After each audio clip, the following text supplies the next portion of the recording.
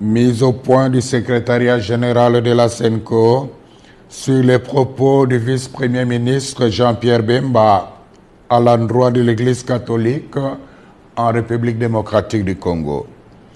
Le secrétariat général de la SENCO a suivi avec stupéfaction les propos ahurissants, discourtois et menaçants d'un ton martial du vice-premier ministre Jean-Pierre Bemba à l'endroit de l'Église catholique dans son interview à la radio Top Congo ce mardi 4 décembre 2024. Sans nous en cacher, ces propos belliqueux et truffés de contre-vérités nous ont paru peu honorables pour un homme d'État de son rang. Nous trouvons particulièrement indécent de parler des politiciens en robe. Pour rappel, parlant de l'Église catholique, le ministre des Transports et Voies de Communication a commencé par affirmer que le président de la République a accordé à chacun des 47 diocèses la faveur de bénéficier d'un montant de 1 million de dollars pour la contribution des œuvres caritatives et de développement. Une première dans l'histoire de notre pays, s'est-il exclamé. Ensuite, il s'est interrogé si les ouvrages financés ont été réellement réalisés, insinuant par le fait même que les fonds octroyés pourraient avoir pris une autre destination. Nous comprenons bien l'ironie cachée derrière une interrogation apparemment innocente. Nous déplorons cette sortie médiatique émaillée d'allusions, d'attaques et de procès d'intention contre l'Église catholique en République démocratique du Congo. Nous sommes affligés de constater que M. Bemba ne maîtrise pas les dossiers des projets financés par le Trésor public à la demande du chef de l'État.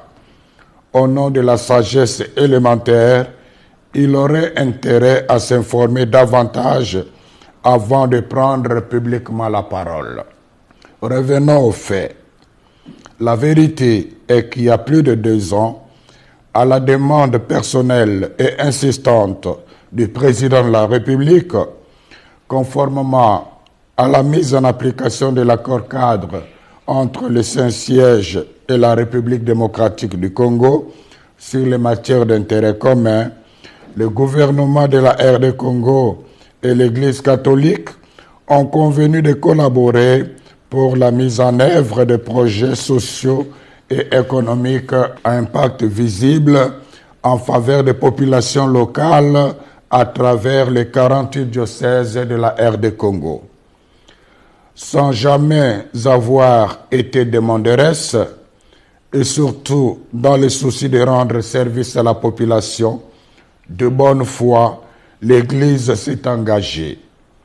Auréolée de son expérience incontestable en matière de développement et des avantages de son omniprésence en territoire congolais, elle a accepté cette lourde charge en vue de contribuer au bien commun des Congolaises et des Congolais qui, comme on le sait, est souvent compromis à cause de la mauvaise gouvernance et de la corruption.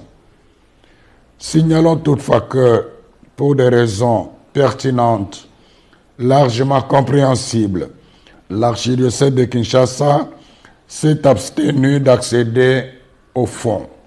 Dès le départ, le gouvernement congolais s'est engagé à mettre à la disposition des diocèses trimestriellement un fonds pour la mise en œuvre des projets retenus par chacun des 47 diocèses en RD Congo.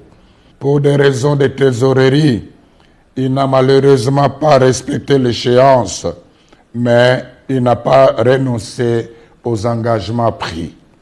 À ce jour, plus de 2 ans après cet accord, seulement 2 tranches de 300 000 dollars ont été données, la première en 2022 et la deuxième en 2023, soit $600,000 par diocèse. Tous les diocèses se sont mis à l'œuvre.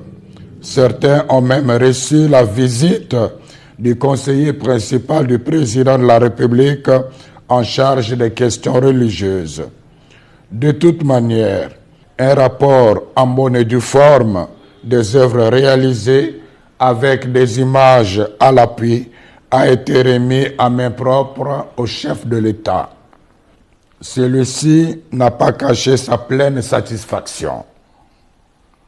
Une copie de ces réalisations a été donnée aussi à Madame la Première ministre.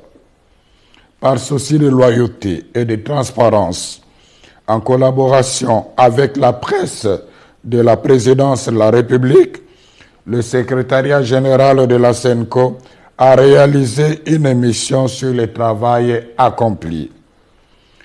Toutefois, comme le rythme du financement n'a pas été respecté dans tous les diocèses, certains chantiers très avancés sont restés inachevés.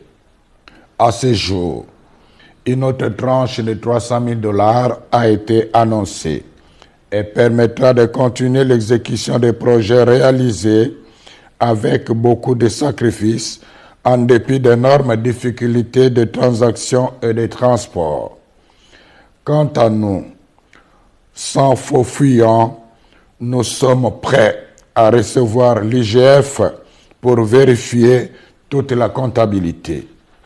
La SENCO avait dès le début prévenu les gestionnaires locaux de ces projets qu'elle ne couvrira personne en cas de malversation financière. Nous demandons au vice-premier ministre Jean-Pierre Bemba de rendre publiques les preuves de ces allégations de $1 million mises à la disposition de chaque diocèse. En même temps, nous continuons d'attendre patiemment celle de la prétendue collaboration qu'il avait insinuée, sans foi aux yeux, de notre mission d'observation électorale avec les Russes pour pirater les serveurs de la CENI. Qui, dans ces pays, ne sait pas que l'Église catholique, sans l'aide de l'État congolais, dépense chaque année des fonds immenses pour réaliser les œuvres d'utilité publique comme les écoles, les hôpitaux, les routes, les ponts, les hommes de vieillards, les orphelinats, etc. Par ailleurs, nous avons apprécié que le vice-premier ministre, ministre des Transports et Voies de Communication, rappelle la mission des hommes de Dieu de rassembler tous les fils et filles de la RDC, de parler de la paix et de l'unité. La question fondamentale est celle de savoir comment lui et ses alliés ont-ils accueilli les multiples appels de la SENCO ces dernières années au respect des principes démocratiques et des droits de l'homme, à la transparence du processus électoral et à l'organisation des concertations des représentants des forces politiques et de la société civile afin de renforcer la cohésion nationale et d'affronter ensemble les défis sécuritaires. N'est-ce pas au nom de la même paix que la SENCO demande de ne réviser ni changer maladroitement et imprudemment la Constitution?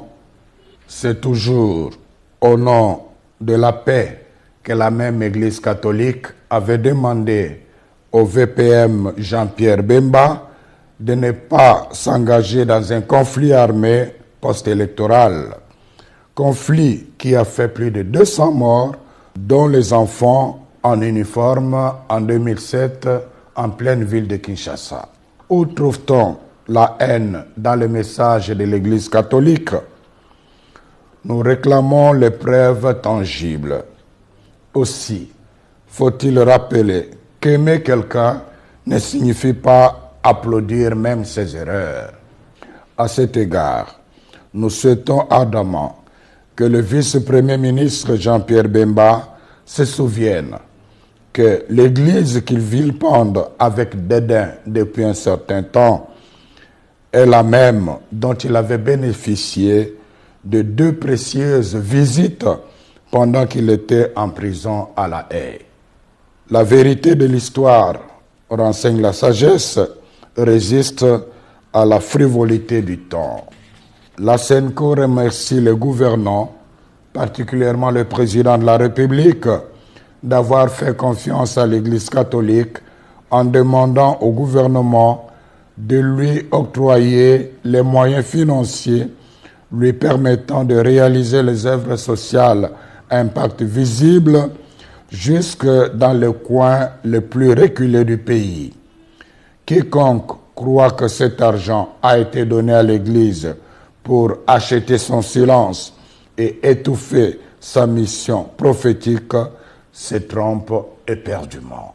C'est le lieu de rappeler au ministre des Transports et Voies de Communication ces sages paroles de Confucius, à savoir: si l'homme a 2 oreilles et une bouche, c'est pour écouter 2 fois plus qu'il ne parle. Puisse le Seigneur bénir notre pays et son peuple. Je vous remercie.